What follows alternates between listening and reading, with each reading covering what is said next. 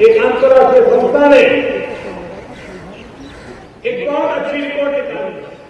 उन्होंने कहा कि पिछले 2 वर्ष में भारत में 5 करोड़ गरीबी की रेखा से भाइयों, जब गरीब के सशक्तिकरण का काम करते हैं और जब मैं आयुष्मान भारत की बात करता हूं, 10 करोड़ परिवार मैंने क्या 50 करोड़ जनसंख्या में क्या बहुत कम लोगों का अंदाज होगा कि इतनी बड़ी योजना। अगर मैं अमेरिका, कनाडा और मैक्सिको इसकी जनसंख्या मिला लो तो करीब करीब इतने लाभार्थी ये आयुष्मान भारत योजना है। अगर मैं पूरे यूरोप की जनसंख्या गिनो तो करीब करीब उतनी ही जनसंख्या भारत में इस आयुष्मान भारत के लाभार्थी स्टूडियो में बनी थी।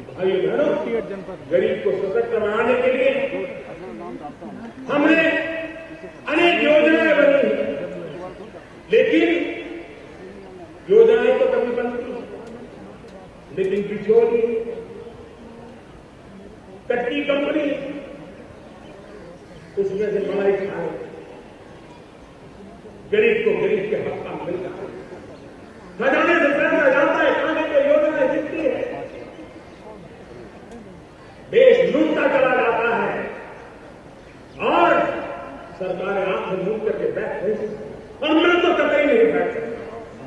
और इसलिए भाइयों, हमारे व्यवस्था में जो है त्रुटियां, उस विद्युतियों को खत्म करके देश के सामान्य मानव के मन में विश्वास पैदा करना बहुत आवश्यक है। और ये दायित्व राज्य हो, केंद्र हो, स्थानीय स्वराज की संस्थाएं हो, हम सब ने मिलकर के निभाना होगा और इसको आगे बढ़ाना होगा। आप जान करके हैरान, जब से हम इस सफाई अभियान में लगे हैं, लीकेज बंद करने में लगे हैं, 6 करोड़ लाभार्थी सरकारी दफ्तर में ऐसे थे, कोई उज्ज्वला योजना का लाभार्थी होता था, गैस कनेक्शन का लाभार्थी, डुप्लीकेट गैस कनेक्शन वाला, कोई राशन कार्ड का लाभार्थी होता था, कोई स्कॉलरशिप का लाभार्थी होता था, कोई पेंशन का लाभार्थी होता था, लाभ मिलते थे। लेकिन 6 करोड़ लोग ऐसे थे जो कभी पैदा ही नहीं हुए, जिनका कहीं अस्तित्व ही नहीं है, लेकिन उनके नाम से कैसे जा रहे हैं। इन 6 करोड़ नामों निकालना कितना बड़ा कठिन काम होगा, इतना लोगों को परेशानी भी होगी। जो इंसान पैदा न हुआ, जो इंसान धरती पर नहीं है, ऐसे ही फर्जी नाम लिख करके उनकी मांग लिए जाते हैं। सरकार ने इसको रोका, भ्रष्टाचार, कालाधन, ये सारे कारोबार को रोकने की दिशा में हमने काम उठाया। करीब 90,000 करोड़ रुपया, ये छोटी रकम नहीं है, 90,000 करोड़ रुपया जो गलत लोगों के हाथ में गलत तरीके से, गलत कारनामों से चले जाते थे, वो आज देश की तिजोरी में बचे हैं, जो देश के सामान्य मानव की भलाई के लिए काम आते हैं। ये होता है, ये देश गरीब की गरिमा के लिए काम करने वाला है। हमारा देश का गरीब सम्मान से देश के लिए काम करता है। लेकिन ये बिचौलिए क्या करते हैं आपको पता होगा। बाजार में गेहूं की कीमत 24-25 रुपये है, जबकि राशन कार्ड पर सरकार वो गेहूं 24-25 रुपये में खरीद करके सिर्फ 2 रुपये में गरीब तक पहुंचाती है। चावल बाजार में कीमत 30-32 रुपये, लेकिन गरीब को चावल मिले इसलिए सरकार 30-32 रुपये में खरीद करके 3 रुपये में राशन कार्ड वाले गरीब तक पहुंचाती है। यानी कि 1 किलो गेहूं को चोरी करके गलत फर्जी नाम से, तो उसको तो 20-25 रुपये ऐसे ही मिल जाए। 1 किलो चावल मार ले तो उसको 30-35 रुपये ऐसे ही मिल जाए। और इसी कारण ये फर्जी नामों से कारोबार चलता था। और जब गरीब राशन कार्ड दुकान पे जाता था तो कहता था राशन खत्म हो गया, राशन वहां से निकल के दूसरी दुकान पे चला जाता था और वो 2 रुपये से मिलने वाला राशन मेरे गरीब को 20 रुपया 25 रुपये में खरीदना पड़ता था, उसका हक छीन लिया जाता। इसलिए हम फर्जी कारोबार को बंद किया। और समझना भाई बहनों, हमारे देश के छोटी छोटी गरीबों 2 रुपये में 3 रुपये में खाना नहीं, सरकार उसके लिए बहुत बड़ा आर्थिक है, लेकिन इसकी क्रेडिट सरकार को नहीं जाती है। और मैं आज विशेष रूप से मेरे देश के ईमानदार करदाताओं से कहना चाहता हूं कि आज जब लोगों को आप खाना खाते हो, कल घर के लिए परिवार के साथ बैठ करके मेरी बात को याद रखना। मैं आज ईमानदार करदाताओं के दिल को छूना चाहता हूं, उनकी मन मंदिर पे नमन करने के लिए मैं जा रहा हूं। मेरे देशवासियों, जो ईमानदार करदाता, जो टैक्स देता है, मैं आपको विश्वास दिलाता हूं कि जो ईमानदार व्यक्ति कर देता है, उन पैसों से ये योजनाएं चलती हैं, ये योजनाओं की बुनियादी अगर किसी को मिलती है तो सरकार को नहीं, मेरे ईमानदार करदाताओं को मिलती है, टैक्स पेयर को मिलती है।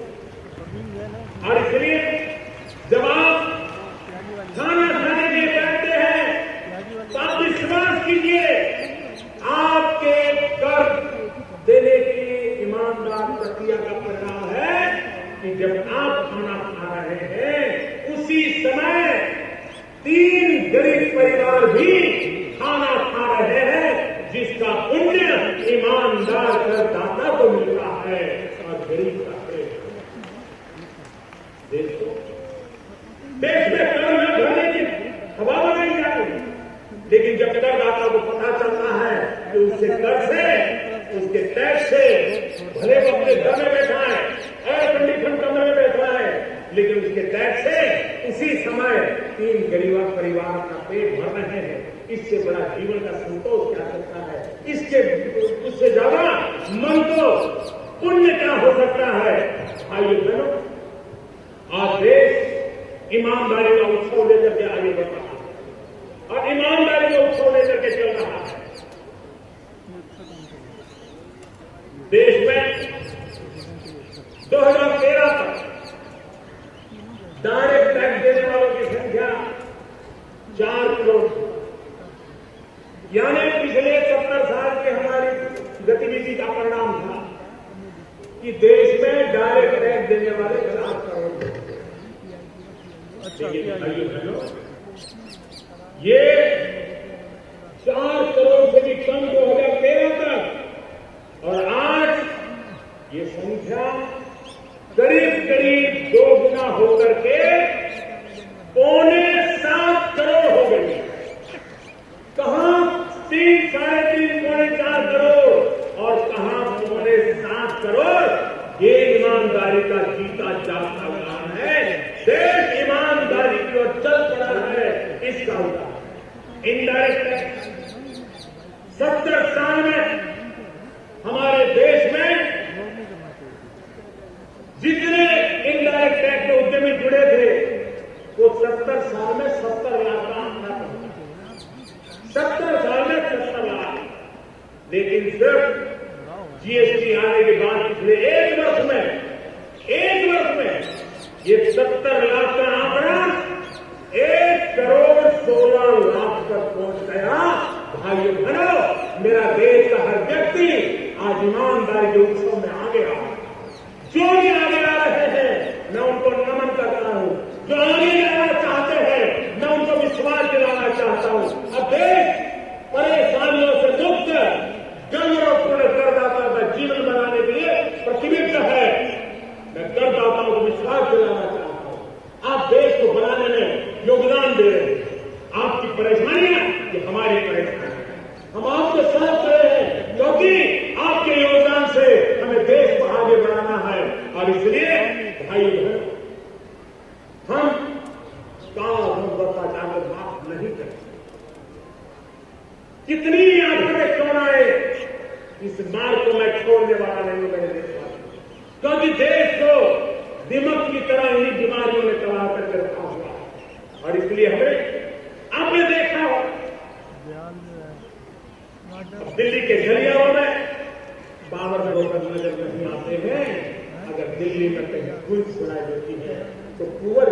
सुनाई देती है भाइयों बहनों। ये वक्त बदल चुका है।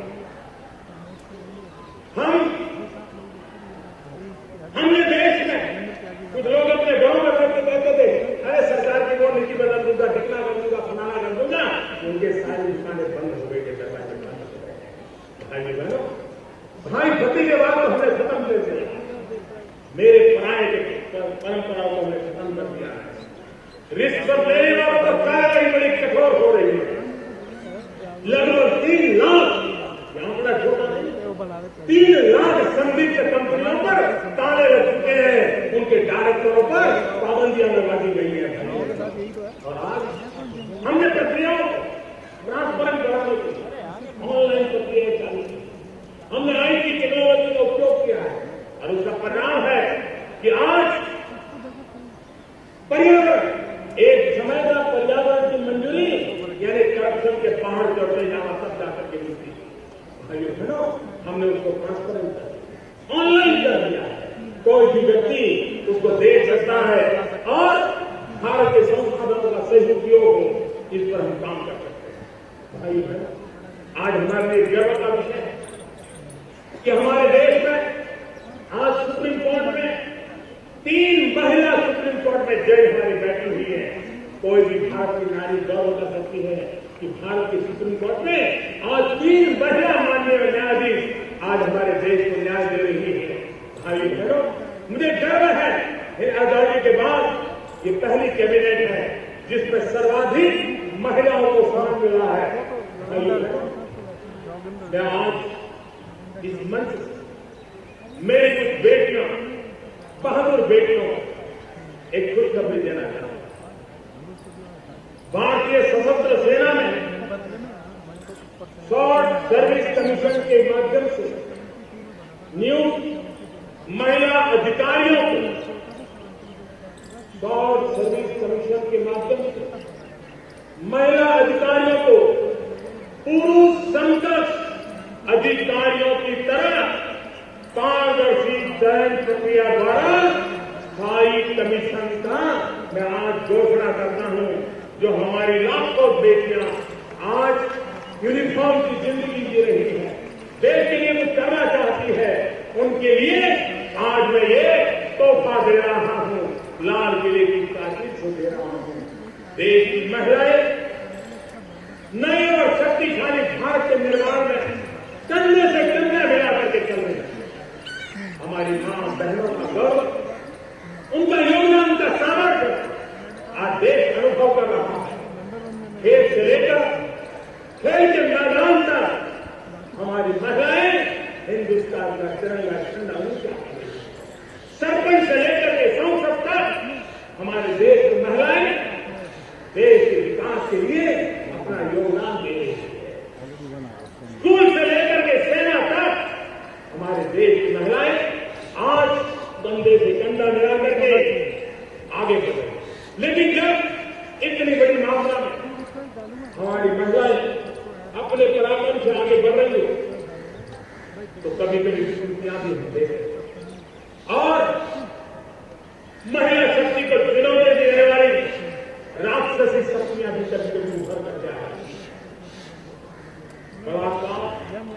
कीड़ा है, लेकिन बलात्कार की शिकार पीड़ा होती है, उससे लाखों गुना पीड़ा हमें देशवासियों को, देश की जनता हर एक को लाखों गुना पीड़ा हुई है।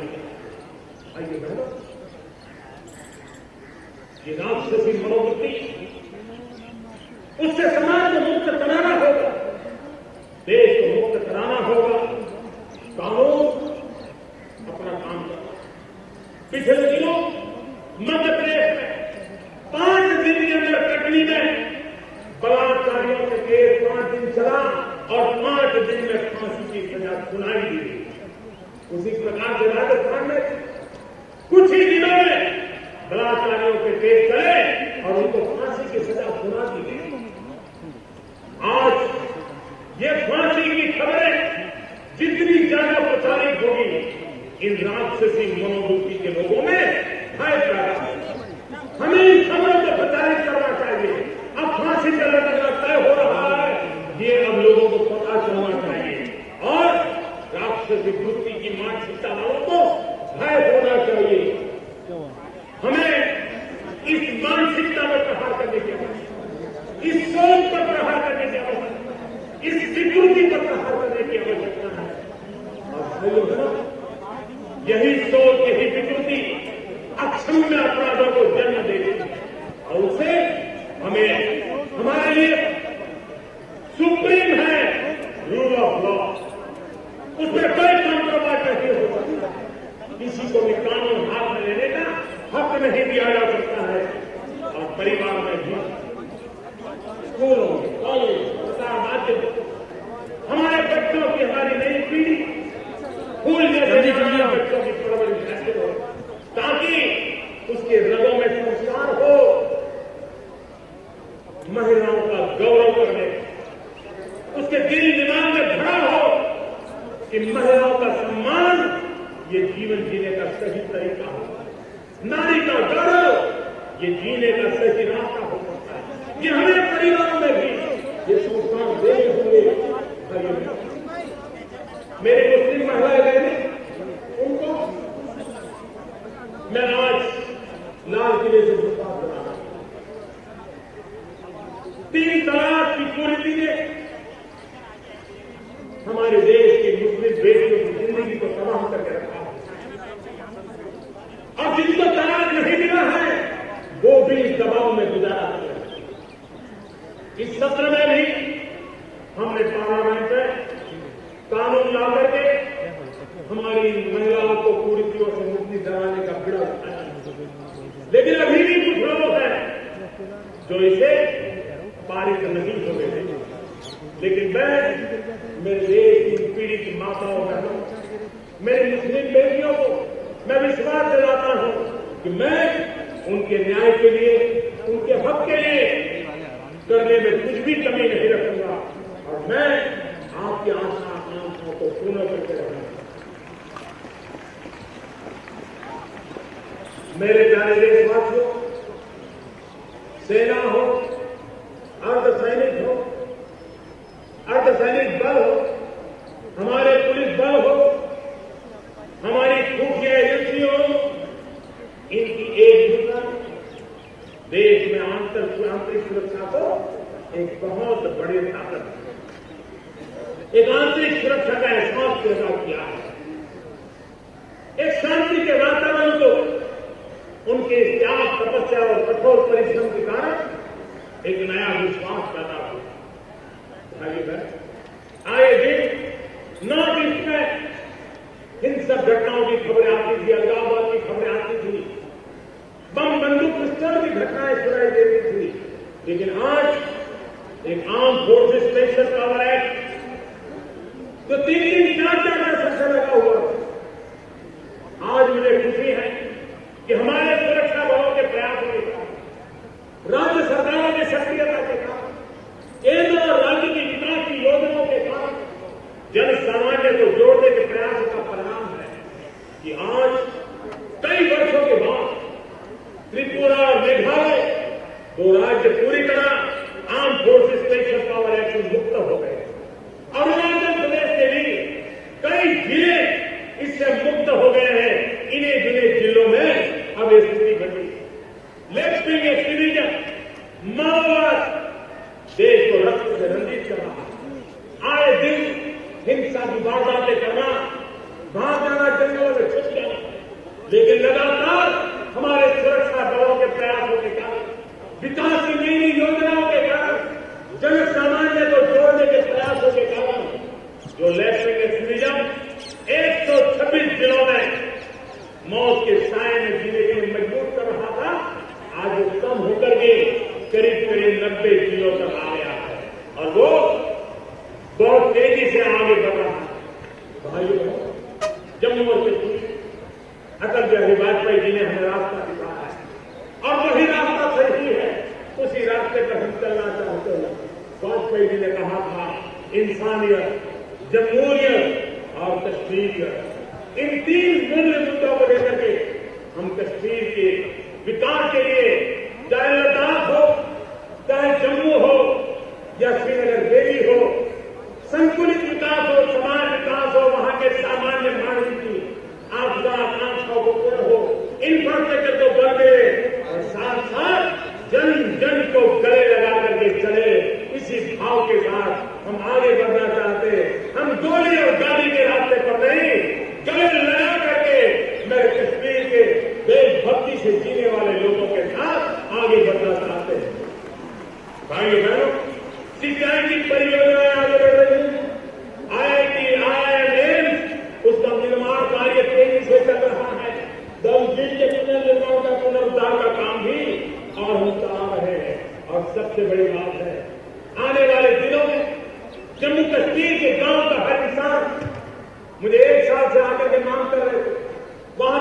मुझे सैकड़ों की तादाद में आकर के मिलते थे और मांग कर रहे थे कि जम्मू कश्मीर में हमें पंचायतों में ना स्थानीय निकायों के चुनाव दीजिए। किसी न किसी कारण से रुका हुआ। मुझे खुशी है कि आने वाले कुछ ही महीनों में जम्मू कश्मीर में गांव के लोगों को अपना हक जताने का अवसर मिलेगा, अपना स्वयं व्यवस्था खड़ी करने का अवसर मिलेगा। और अब तो भारत सरकार से इतनी बड़ी मात्रा में पैसे सीधे गांव के पास जाते हैं, तो गांव को आगे बढ़ाने के लिए वहां के चुने हुए पंच के पास ताकत आएगी। और इसके बहुत निकट भविष्य में पंचायतों के चुनाव हो, स्थानीय नगर निकायों के चुनाव हो, उसकी दिशा में हम आगे बढ़ रहे हैं। भाई बहनों, हमें देश को नई ऊंचाइयों पर ले जाना, जन सामान्य, और हमारा मंत्र रहा है सबका साथ सबका विकास।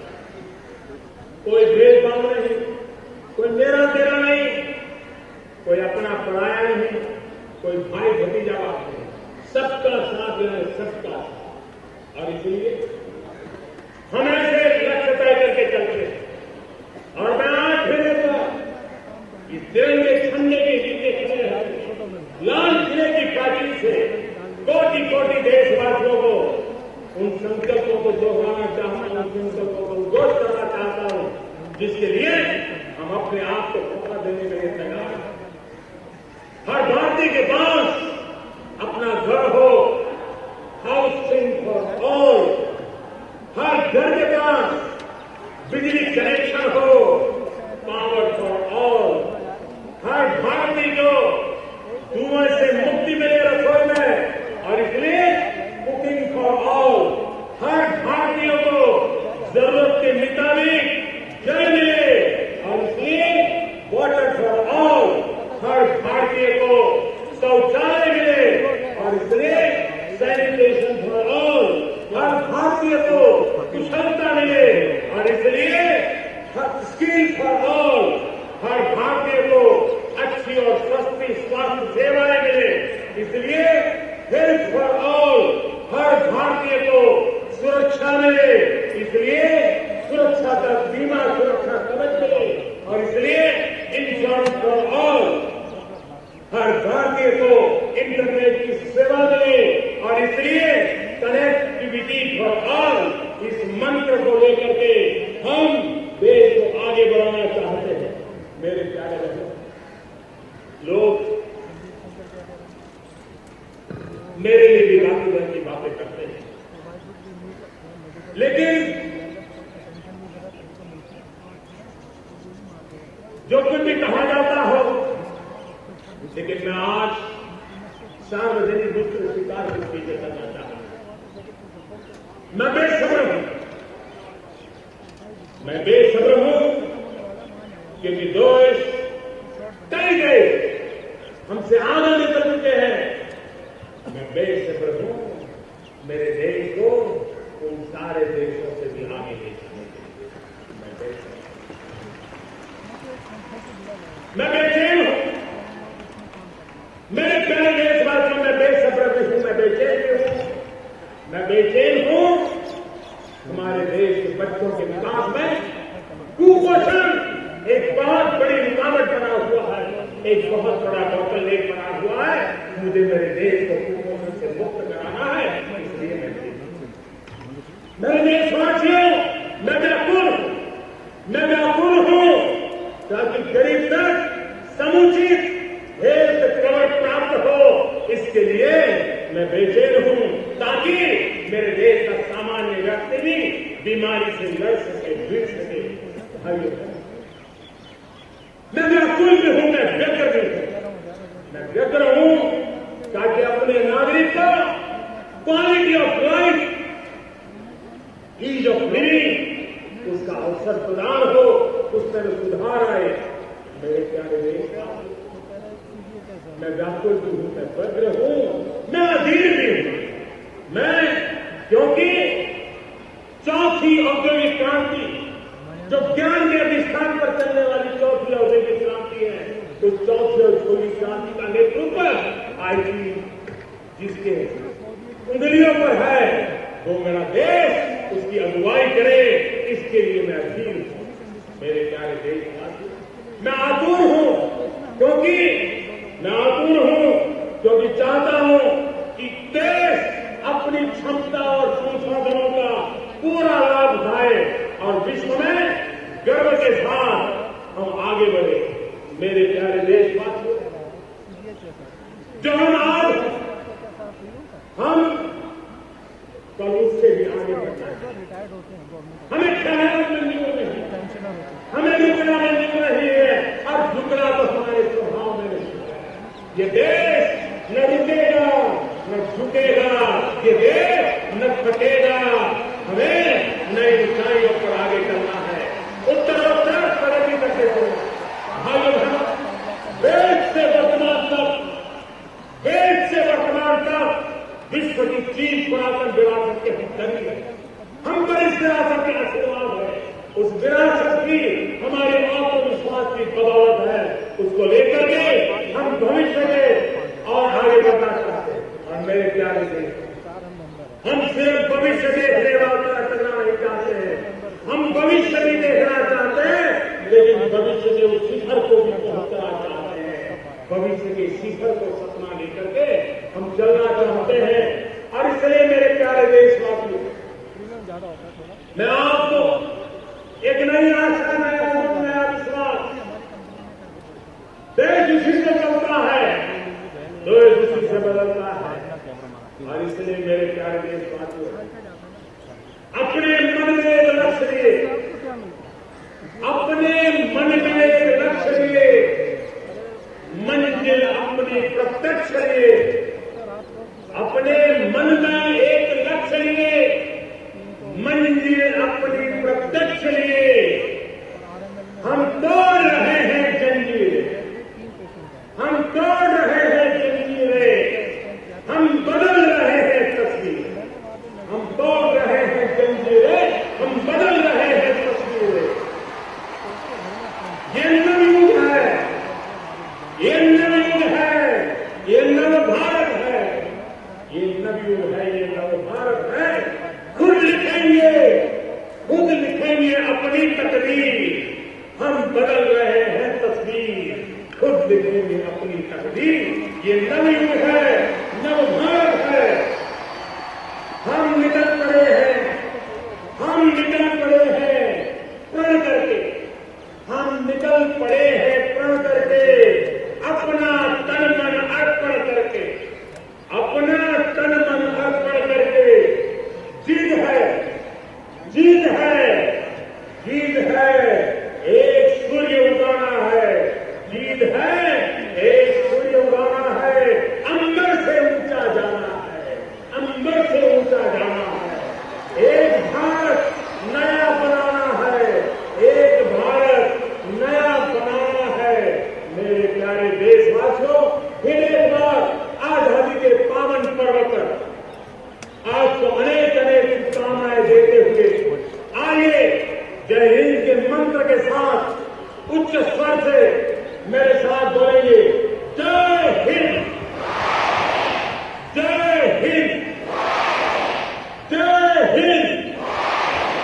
भारत माता की, भारत माता की, भारत माता की। वंदे वंदे वंदे वंदे वंदे वंदे वंदे।